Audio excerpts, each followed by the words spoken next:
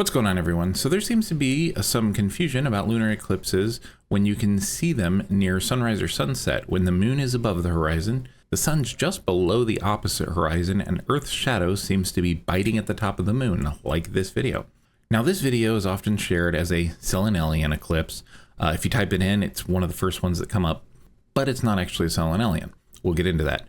What I like about this one is the video actually says where the observer is and the date. Now, there's another video that somebody extremely gullible likes to share where the camera actually pans around and shows the sun below the horizon, but that one doesn't have a location or a date. So we're going to use this one. Ron shot this footage from Chipley, Florida on January 31st, 2018. On that day in Chipley, the moon set at 6:34 and the sun rose at 6:34. So both sun and eclipsed moon were on, or at the very least at, the horizon at the same time. Okay, so here we have Stellarium.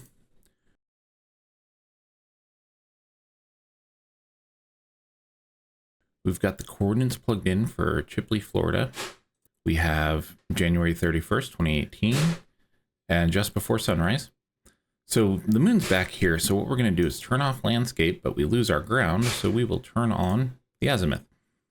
So this here where the W is 0 degrees, and if we zoom into the moon, we've got it right at 4 degrees above the horizon, and we can see the eclipse starting to happen. Now, if we turn around 180 degrees to the east, there's the sun sitting below the horizon between 5 and 6 degrees. So we know that the sun has not risen. We're still seeing the moon. Let's actually take this down and see what happens if we get it like right at the horizon. So there we go. It's pretty much setting, touching the horizon there. And the sun is still, this is 0. So the sun is still just below the horizon, like the globe predicts. But we can see it's still shadowed. And here's a side-by-side of a screenshot of his video with the screenshot of Stellarium. Now, before we go on to model this in 3D real space, the Selenelion eclipse is when you can see both the sun and the moon at the same time. So this video, not a Selenelion eclipse.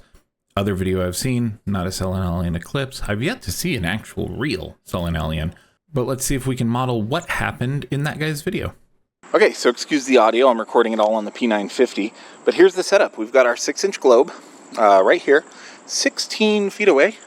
I've got golf ball moon, 55 feet on this side. I have the sun. This is the same angular resolution, angular size as the sun. It's not focusing for some reason, but that circle in the center that won't, there we go. That circle is the same angular size. It's a 6-inch hole at 55 feet away. It does have some bleed around, but I was too lazy to fix that, and that's not what we don't need to worry about that, and I'll explain why.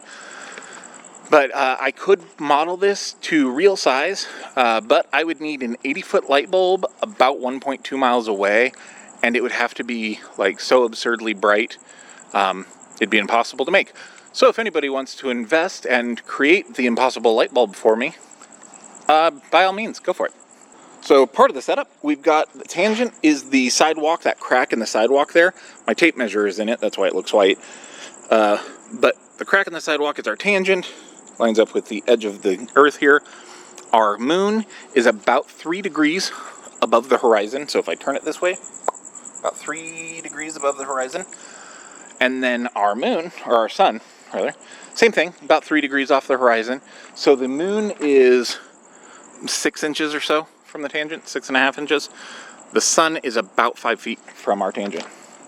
Now here's what we're going to do. I'm going to end up blocking the globe here, but we're going to turn it this way and see if we can replicate what the guy sees. Now this is going to be if my camera focuses. I can't even tell. I looked at the bright light and now I'm blind.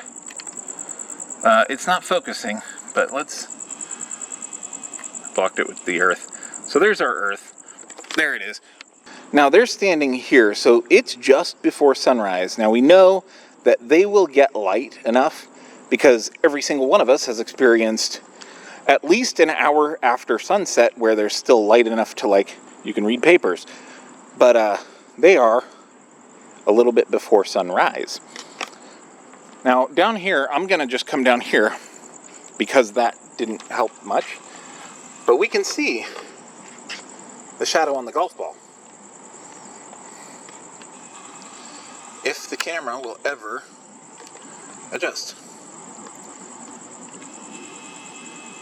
Come on. Yeah, the camera won't adjust for some reason. But we can see the shadow on the golf ball. What's fun is we can actually make the shadow out on the little back here. There's the golf ball. There's the golf ball shadow. There's the globe shadow. I have this up to block that light. I was going to go this direction where it's a lot darker, but people are parked over there. So yeah, that is what they're seeing.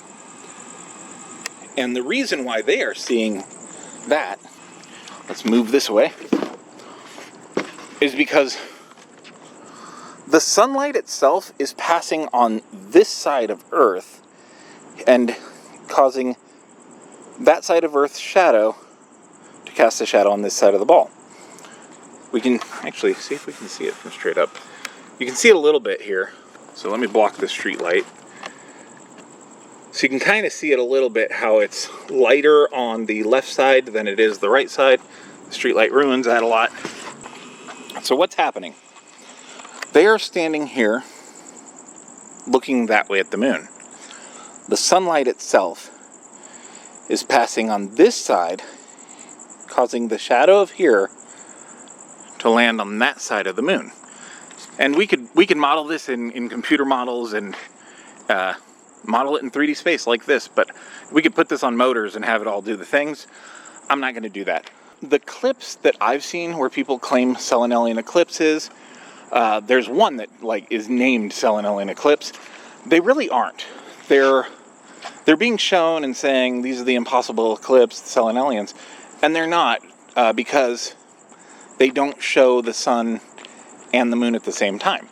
They're simply a setting happening lunar eclipse before the sun rises. Like I said a second ago, my favorite thing about this is I can go out into my road and model this and match it really close. The so-called mystery shadow isn't a mystery. They're standing here and the sun is passing below their feet about 8,000 miles on this side of Earth. Just like we know is what's happening. Thank you for coming to my TED Talk on how people are showing videos saying Selenelion eclipse when it's not a Selenelion eclipse. This is how some of those eclipses happen, where it looks to you that the top of the moon is being blocked, but it's literally just your perspective. And I hope you have a good day. If you liked it, leave a like. If you didn't, a dislike. If you want to see me try to model something or debunk something or talk science, leave a comment and let me know any topics you guys are interested in.